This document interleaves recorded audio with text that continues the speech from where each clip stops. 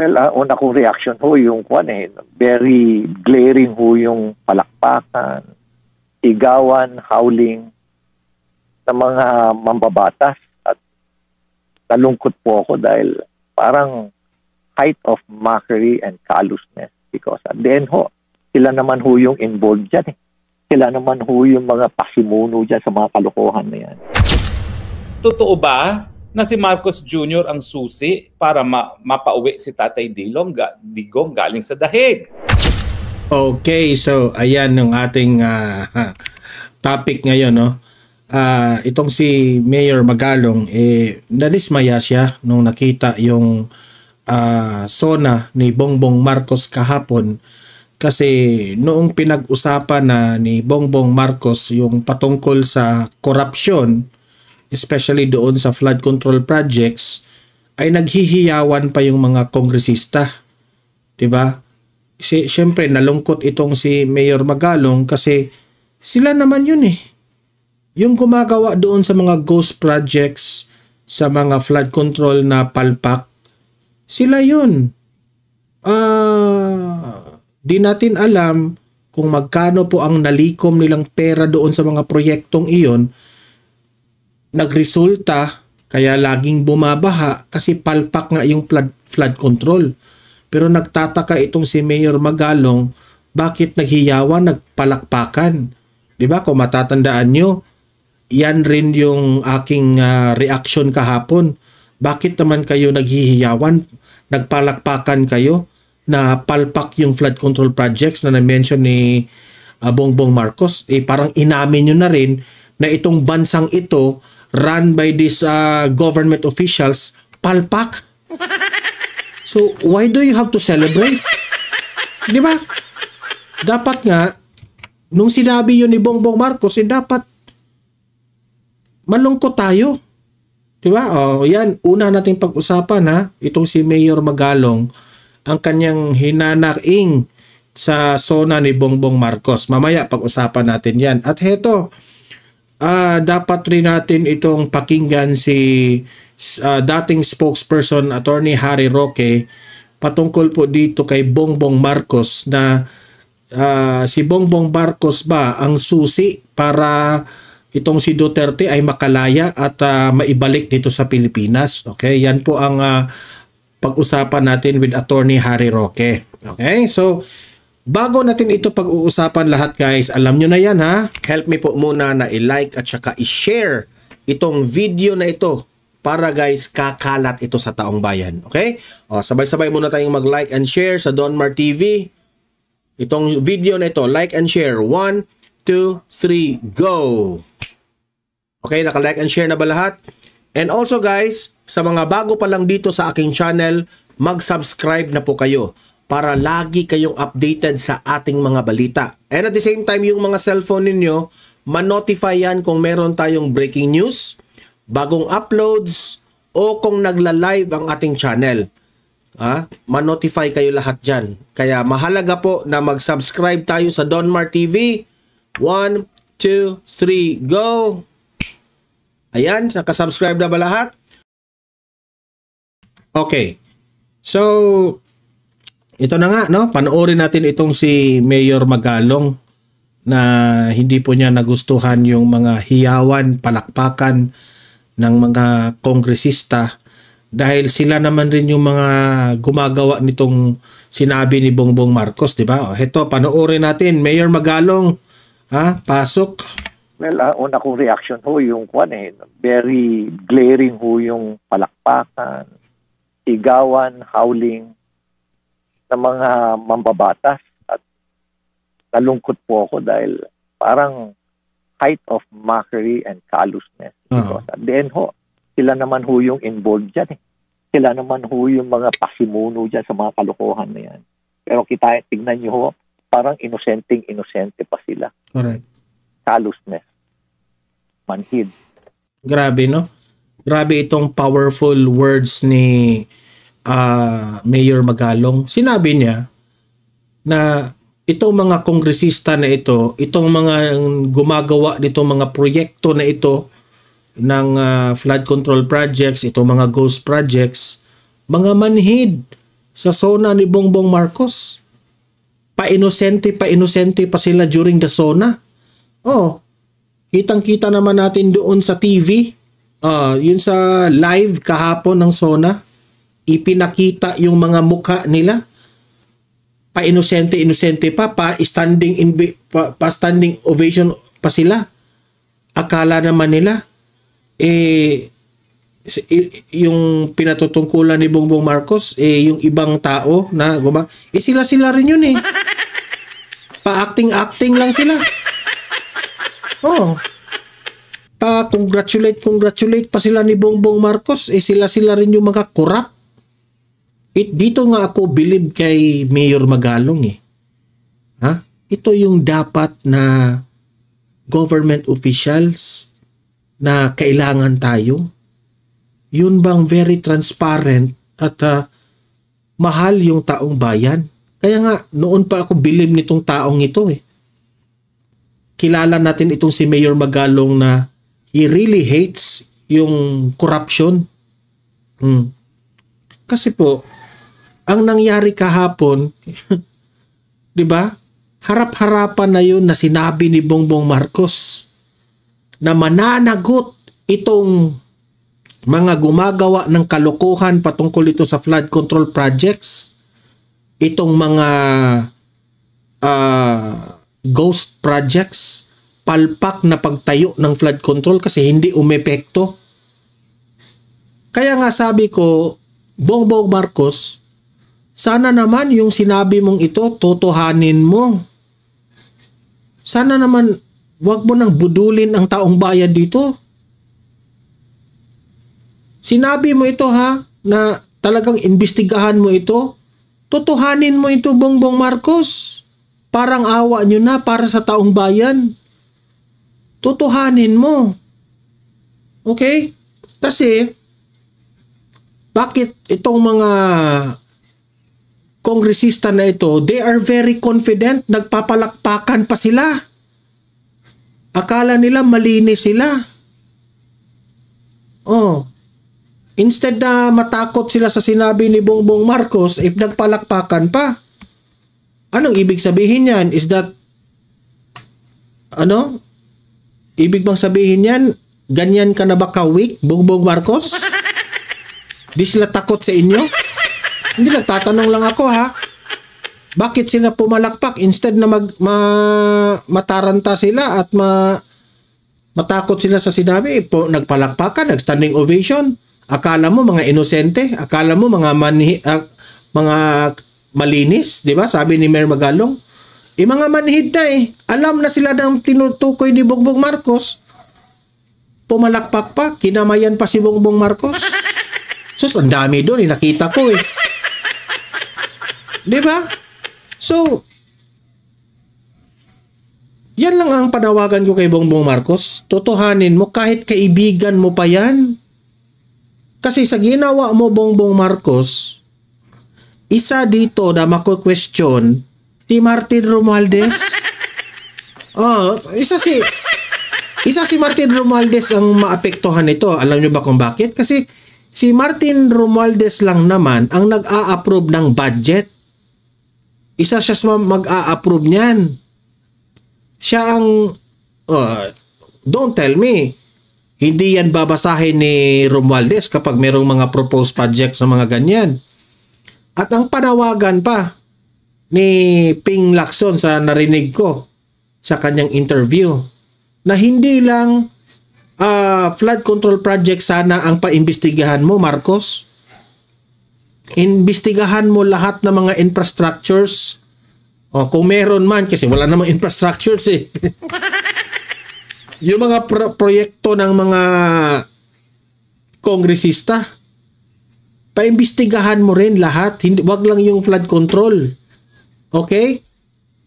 Para naman sa ganon, kaming taong bayan, we can feel better na ikaw ay sinisecure mo ang pera ng taong bayan. At kami namang taong bayan, feel namin na yung pera namin ginasta ng maayos.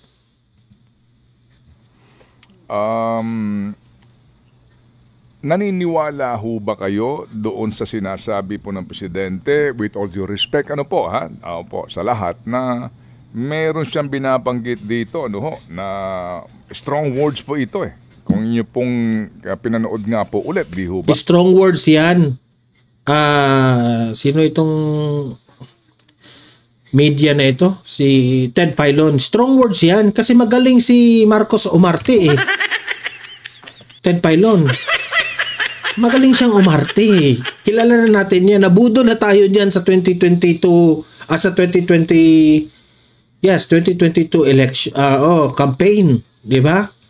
Meron pong sinasabi niya na mangyayari na reporting ng DPWH at audit na mangyayari. Sana naman ang DPWH hindi rin maging kasabwat nitong mga kongresista na ito. Kasi kung kasabwat rin, di ba? Kasi sana naman Bongbong Marcos, no? Talagang suriin mo lahat, pati mga contractors dito. Suriin mo. Yung mga contractors na yan, ha? Sa totoo lang, kawawa rin yan, yung mga contractors. Kasi nagtatrabaho sila, merong iba dyan, para lang makakuha sila ng project. But they are not the one who is corrupt. May ilang mga contractors dyan na hindi corrupt. They are receiving money with the correct numbers. Kasi po, sila po ay naghahanap lang ng mga trabaho na magkaroon sila ng proyekto.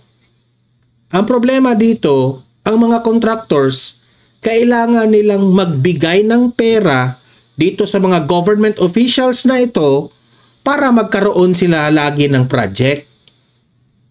Okay, so hindi sila corrupt kasi pinaghirapan nila ng mga contractors yan eh. Hindi sila, corrupt pa rin sila dahil nag-engage sila dito ng ano, pero ang mga nabubusog rito, mga government officials, not really on the contractors. Kawawa nga yung contractors, pero the fact that ito mga contractors na ito ay sila rin ang nagpadala rin sila sa mga utos siguro ng mga government officials. So, damay-damay na yan lahat. Isa sa publiko ang lahat ng mga sangkot dito, kasama na ang mga kontratista. Tingnan lang natin kasi noong panahon ni Tatay Digong, kapag sabihin niya na ganito ang mangyari, ganyan, totohanin yan. Ewan ko lang kay Bongbong Marcos. Tama ho kayo, ano? Yan po yung words na na-emphasize, ano? Yan po yung mga key takeaways po doon. At talagang unang-una, initially ho talaga natuwa ho ako doon eh.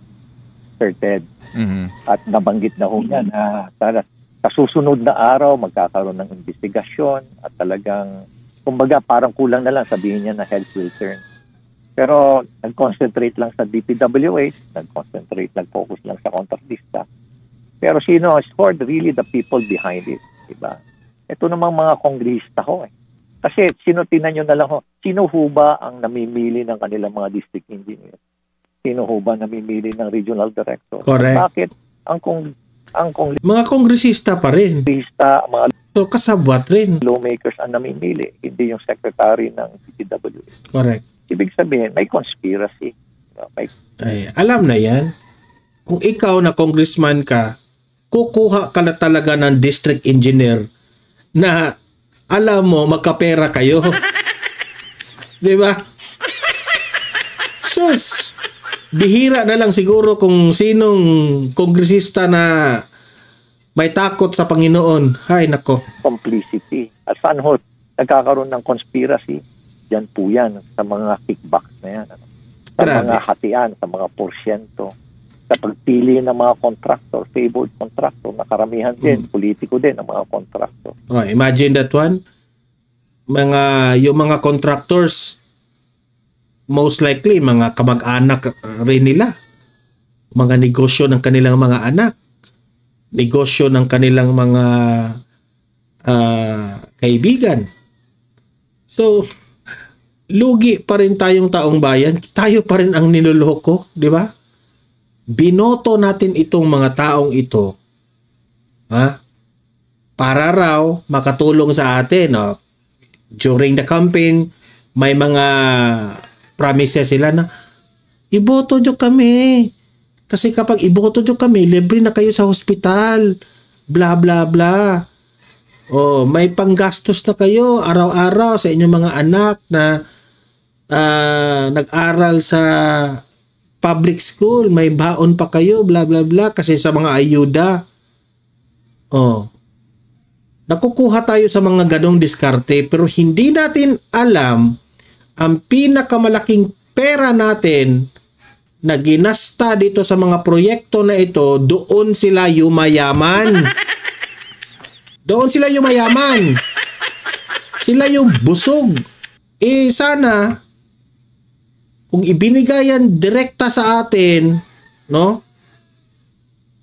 Tang inang, ay nako. Pinuha na nila lahat. Kaya talagang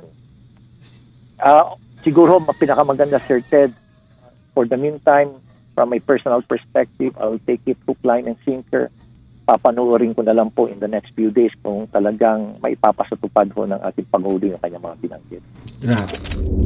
Di ba? So, tingnan mo nga naman, mga government officials lang yung yumayaman eh. Di ba?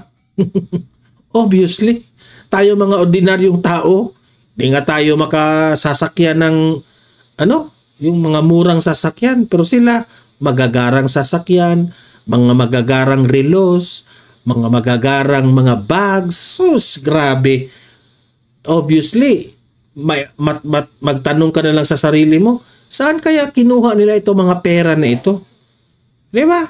O kasi kung magbimintang tayo, wala man tayong ebidensya. Di ba?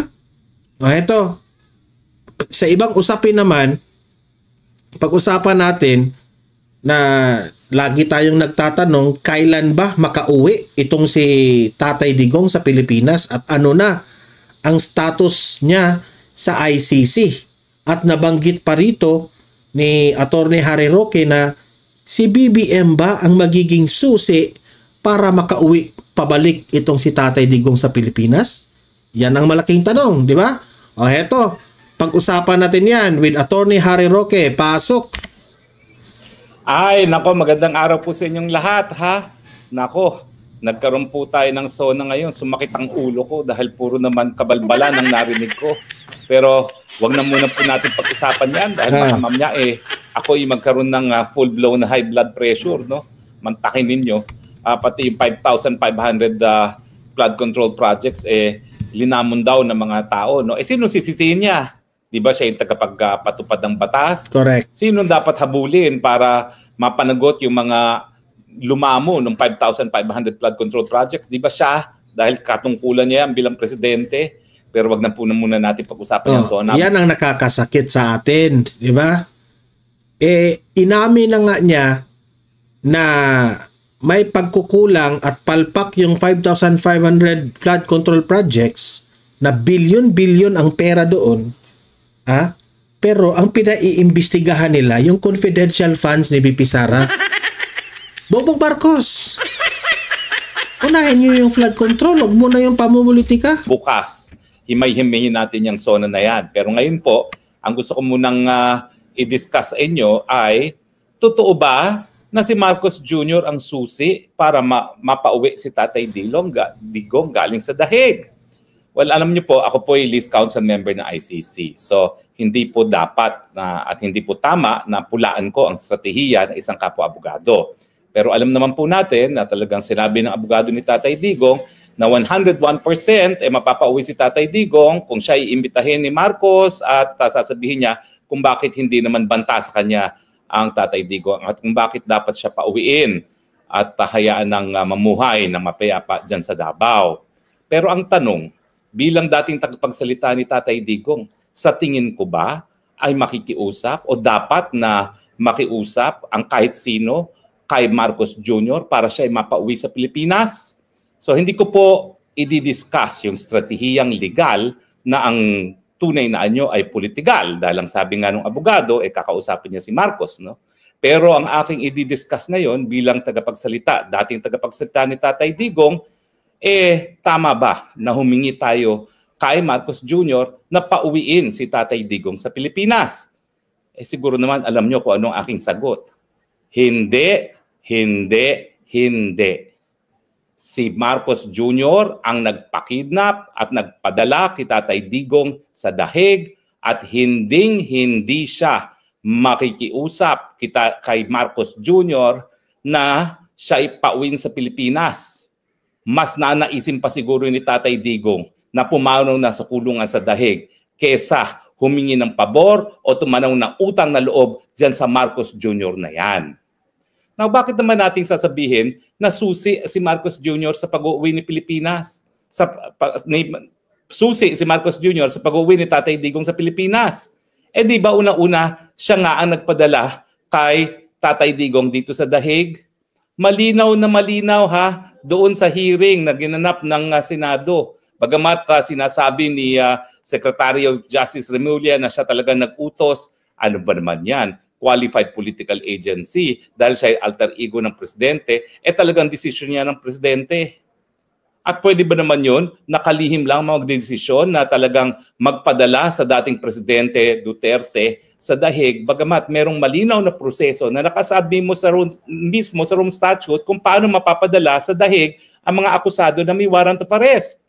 Diba? Puro kasinungalingan nga sinasabi nila na sila daw ay sumusunod sa Red Notice Alert ng Interpol. In the first place, wala namang Red Notice Alert. Ang meron lang ay diffusion order. Correct. Na ang diffusion order ay isang request. Na-booking yan sa hearing ni Amy Marcos. Mga karatig bansa o sa mga iba't ibang bansa sa daigdig, humihingi ng tulong para arestuhin na isang tao. At ito ay nanggagaling mismo sa bansang Pilipinas. Paano ba namang didinggin ng Pilipinas ang sarili niyang pakiusap sa mga bansa sa daigdig na hulihin si Tatay Digong? Di ba? Kalokohan yan. At siyempre uulitin ko sa Article 59 ng ICC, malinaw na malinaw pa sa sikat ng araw nang dapat na ginawa kay Tatay Digong bago siya pinadala dito ay hinarap sa lokal na hukuman. At ang gagawin ng lokal na hukuman ay sisiguraduhin na yung karapatang pantao ni Tatay Digong ay hindi malalabag at sisiguraduhin na hindi malalabag ang soberenya ng bansang Pilipinas. Paano malalaman kung malalabag ang soberenya ng bansang Pilipinas? Well, titignan ng hukuman kung meron pa bang obligasyon talaga ang Pilipinas na makipagtulungan doon sa service ng warrant of arrest ng ICC. At siyempre, ang magiging kasagutan ng lokal na hukuman, hindi na. Kasi malinaw naman sa Tratado ng Roma na kinakailangan para magkaroon ng obligasyon na makipagtulungan ng isang bansa na bumitiw na sa Rome Statute, kinakailangan gumalaw ang prosecutor, magsimula ng preliminary investigation, hindi lamang preliminary examination sa loob ng isang taon matapos mag-deposit ng instrument of ratification.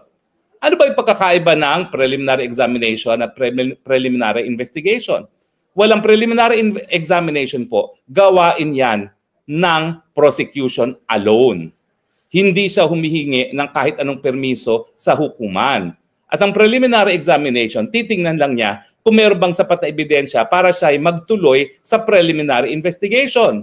Bakit kinakailangan magkaroon ng preliminary examination? Kasi hindi po pwede na ang prosecutor alone ang magdedesisyon kung tutuloy siya sa preliminary investigation. Bakit? Dahil kinakailangan humingi siya ng abiso sa hukuman mismo para siya ay makapagsimula ng preliminary investigation. Anong saad sa Rome Statute, para magkaroon tayo ng obligasyon na makipagtulungan pa sa ICC matapos tayong bumitiw, kinakailangan yung jurisdiction ng hukuman ay in-invoke ng prosecution 1 taon matapos bumitiw sa pagiging miyembro sa ICC. At kailan mo ba hihingi ng jurisdiction ng hukuman?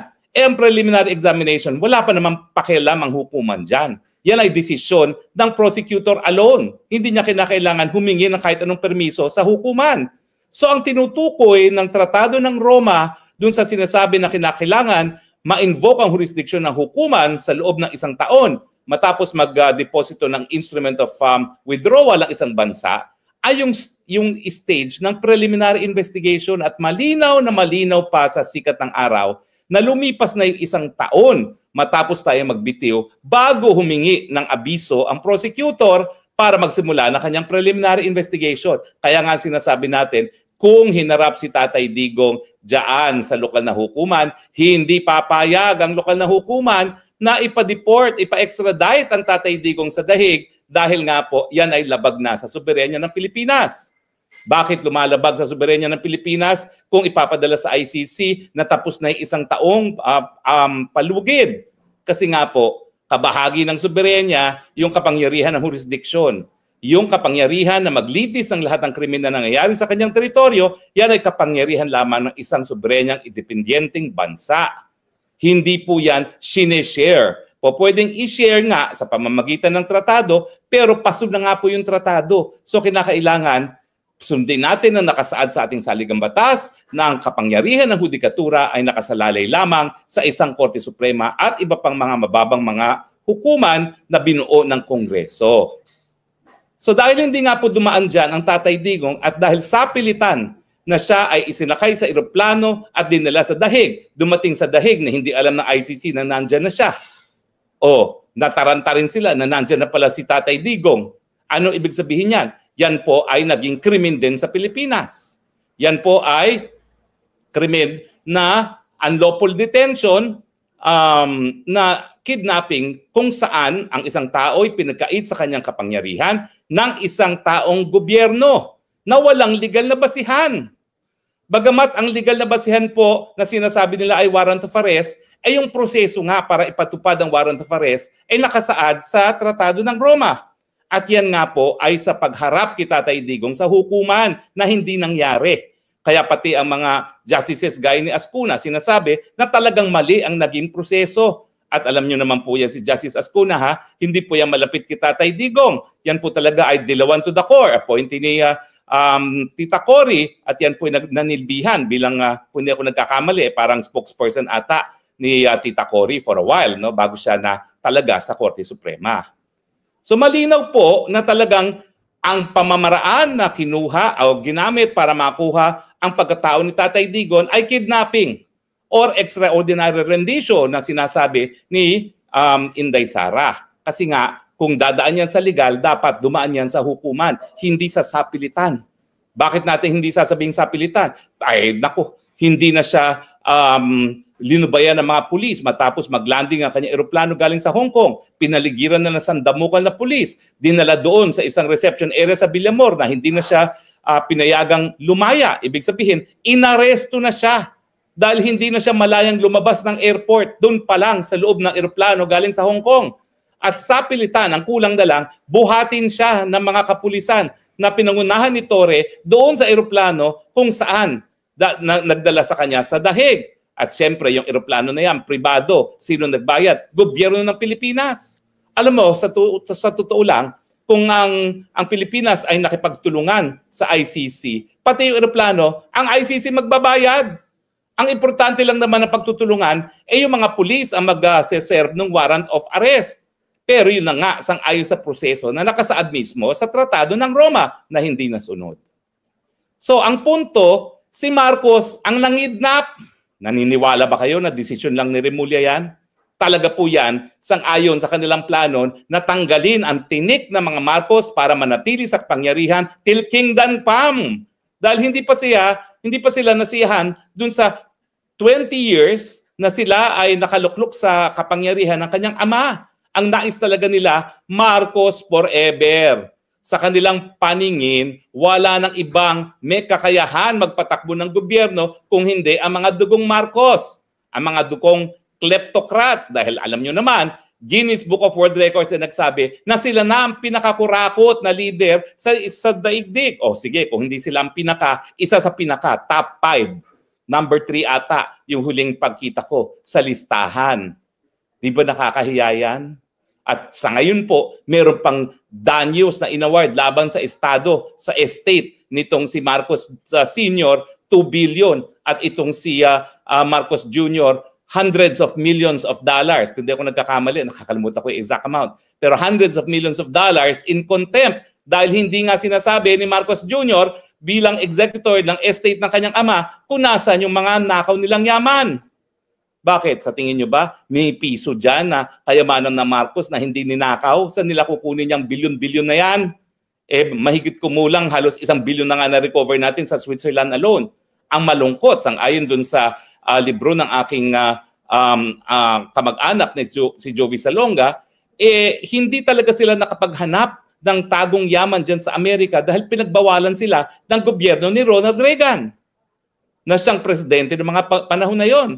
Ang buong akala nila, si Ronald Reagan na ang maghahanap ng mga ninakaw na yaman galing sa bayan at ibibigay sa Pilipinas gaya ginawa ng So, anong ibig sabihin mo, Attorney Harry Roque?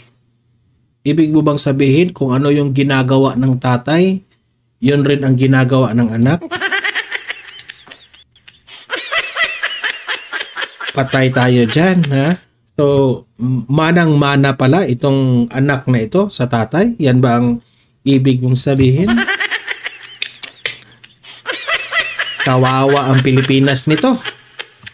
Swiss government na idinaan sa hukuman ng Switzerland pero yung paghahanap ginawa na ng gobyerno ng Switzerland. Wala namang ganung ginawa mga Amerikano. Bakit? Kasi alam nyo naman, naging matapat na tuta ng mga Amerikano itong si Marcos Jr. Marcos Sr. Oo, tuta rin si Marcos Jr. gaya ng ama niya. Pero nung nabubuhay si Marcos Sr., kaya naman tumagal yan sa kapangyarihan, bagamat siya ay napakakurakot, bagamat siya ay talagang lumalabag sa karapatang pantao, sinupil ang karapatan ng mabuhay, sinupil ang karapatan ng malayang pananalita, binuwag ang Kongreso, kaya naman siya tumagal dahil sa suporta ng mga Amerikano. Bakit? Dahil nung panahon ng Vietnam War, pinagamit niya ang Subic at Clark sa mga Amerikano. Ginawa niyang unsinkable aircraft carrier at destroyer ship ang Pilipinas sa pamamagitan ng Subic at ng Clark. Kaya siguro bilang reward, bilang dog food sa kanya ng mga Amerikano, hinayaan siyang mabuhay in exile saan? Sa Hawaii, teritoryo ng Amerika, at hindi ibinalik sa Pilipinas ang mga tagong nakaw na yaman dyan sa Amerika. Kaya nga pati ang mga Amerikanong mga huwes ang nag-contempt kay Marcos Jr. dahil sigurado sila, alam ni Marcos Jr. kung nasaan ang mga nakaw na yaman sa Amerika. At dahil nga sinusuway niya yung order ng hukuman na sabihin na nasaan yan para pambayad dun sa 2 billion in judgment sa mga biktima ng paglabag ng karapatang patao sa martial law, yan, meron siyang, kung hindi ako nagkakamali, $700+ million. No? Pero i-check ko po ha. Check na nga natin ilang beto. Para tayo accurate, baka sabihin na naman nila fake news. Pero hundreds of millions po talaga yung kanyang contempt. No? How much? Okay, ito ha. Sandali ha. How much is civil contempt? No? Tignan po natin kung magkano contempt of Marcos Jr. in America. Okay, ayan ha. Habang tinatanong po natin para sigurado tayo, pero kung di ako nagkakamali, parang either 300 o 700 million, no? Ayan, okay.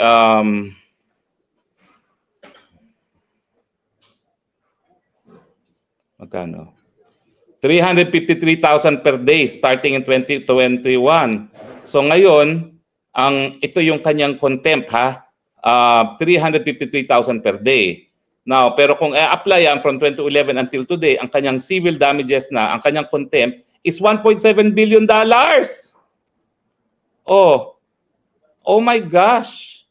$1.7 billion na pala ang kanyang civil contempt sa Amerika. Akala ko 700 million lang, pero kada araw pala na lumilipas, lumalaki yung contempt. Mantakin niyo yan, siguradong-sigurado ang hudikatura ng Amerika na may tagong nakaw na yaman sa Amerika na hindi pinayagan ng administrasyon ni Reagan noong mga panahon na yon na mahanap ng PCGG except sa 4 na building.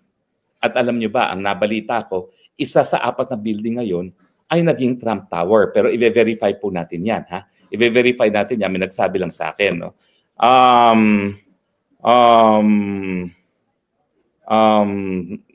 Tatanong natin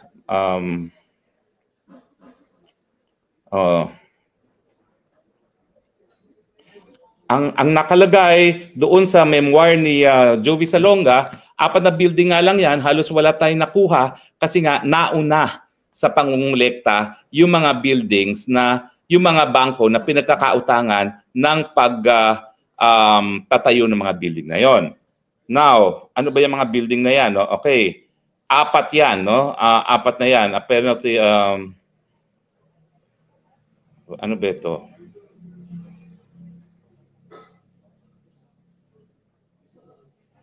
Okay.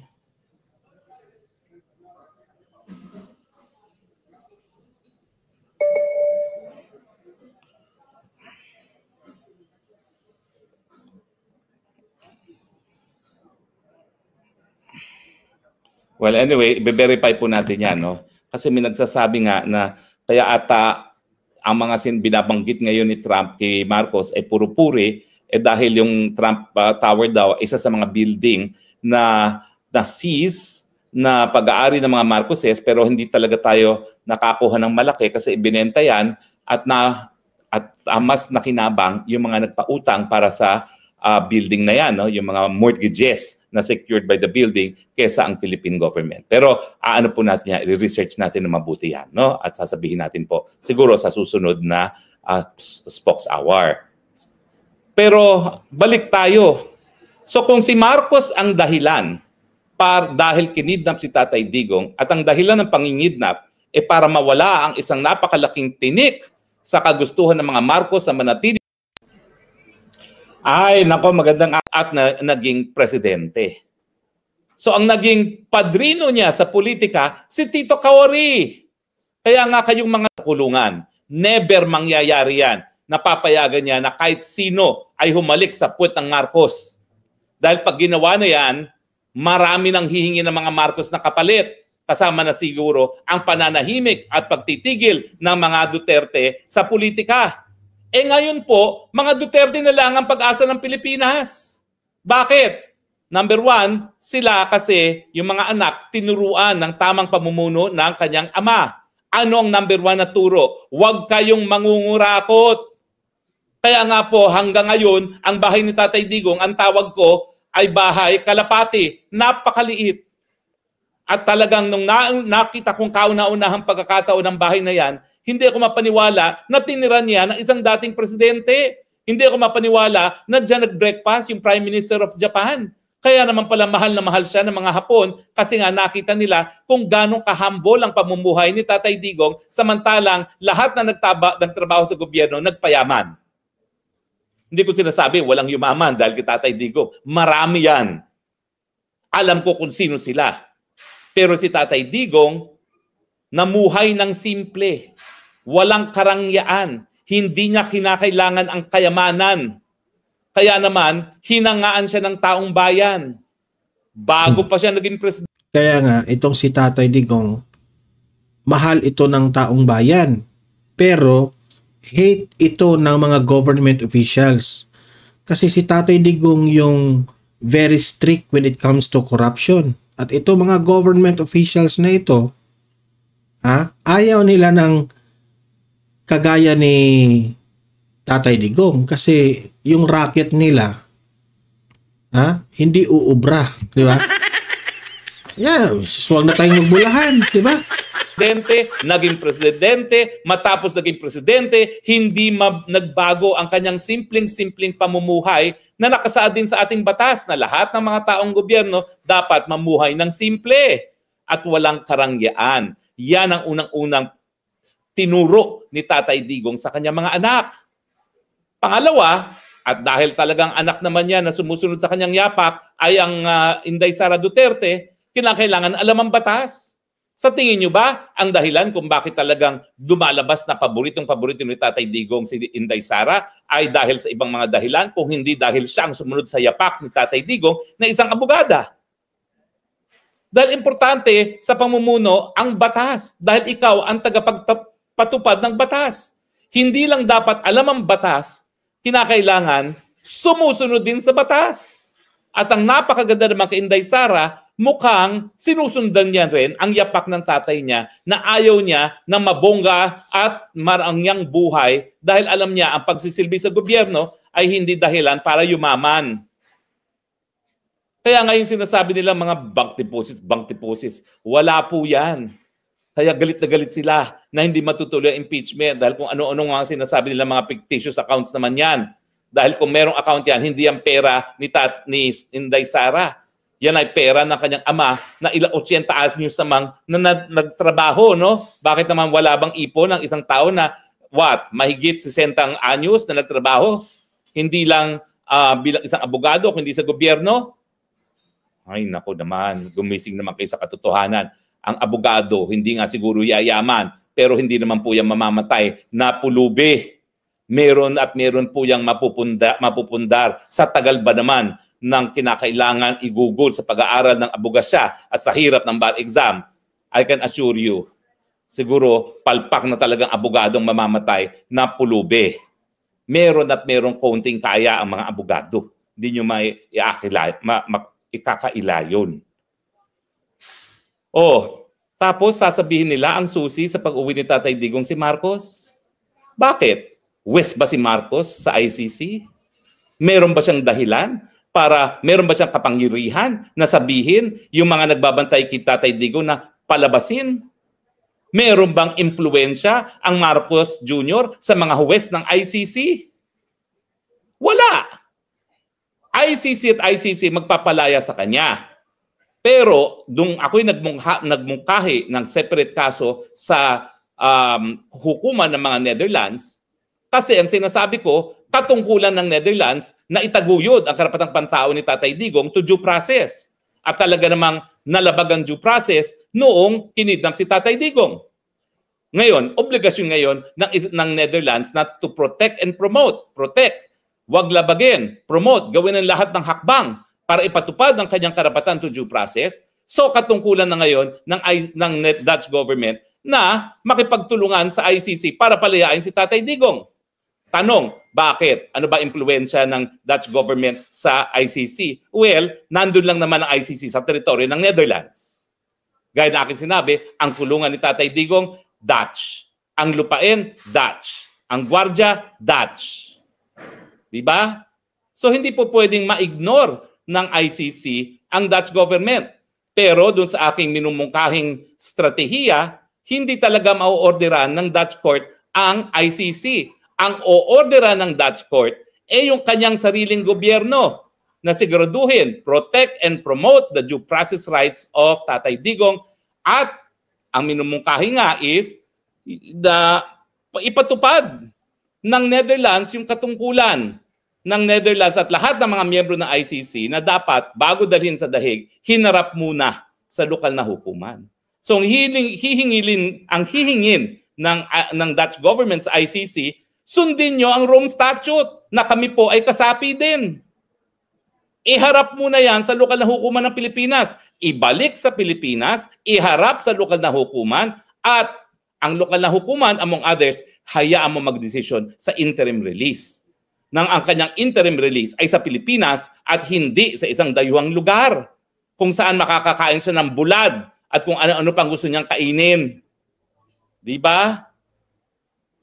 Pero yung ICC, yung Dutch government mismo, hindi niya po pwedeng maorderan. Siguro ilalabas niya kapag meron desisyon ng local court doon sa Assembly of State Party na policy-making body ng ICC.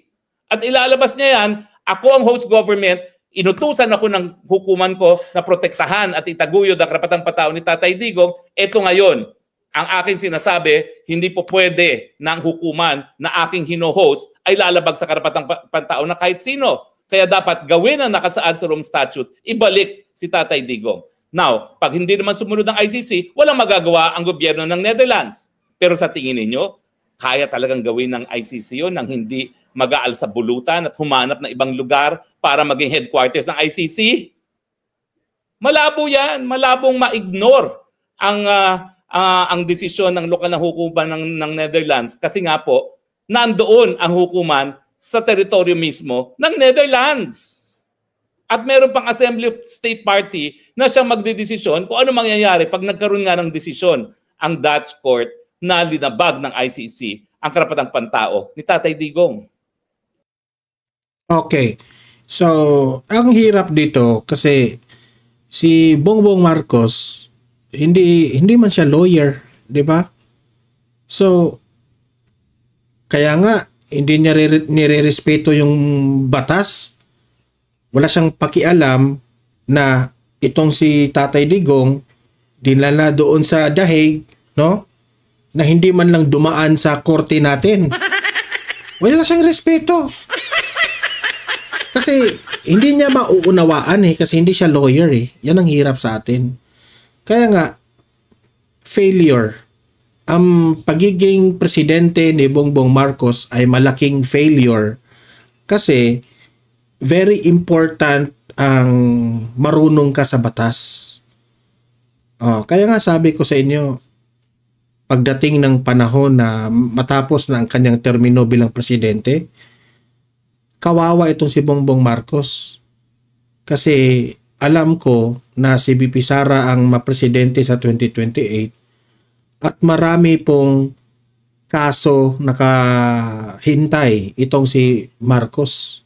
At hindi lang si Marcos yung mga pasaway sa gobyerno ngayon, si Remulla, si Torre, si Martin Romualdez, si F. Liza, I'm pretty sure. Ito, analysis ko lang ko to Maraming magkaso dito sa kanila. Ang kawawa dito, si Bongbong Marcos hindi attorney. Hindi siya marunong sa batas. So, makukulong. Yun ang ating analysis dito Mag-ending itong makulong sila. So, kayong mga audience ko dito sa Donmar TV narinig nyo lahat sinabi ni Attorney Roque. Mag-comment, mag-react kayo. Ano yung argumento nyo Usap tayo sa comment section. And don't forget, i-like, i-share itong ating video para marami ang makaalam. Okay? Maka-interact at maraming maka-participate dito sa mga discussion natin. Okay? So, sa mga bago pa dito sa aking channel, subscribe na kasi libre lang ang subscription dito sa YouTube. Okay? At see you in my next video. Have a great day. Have a great night. And God bless po sa ating lahat. Mabuhay ang Pilipinas and God save the Philippines. Bye-bye.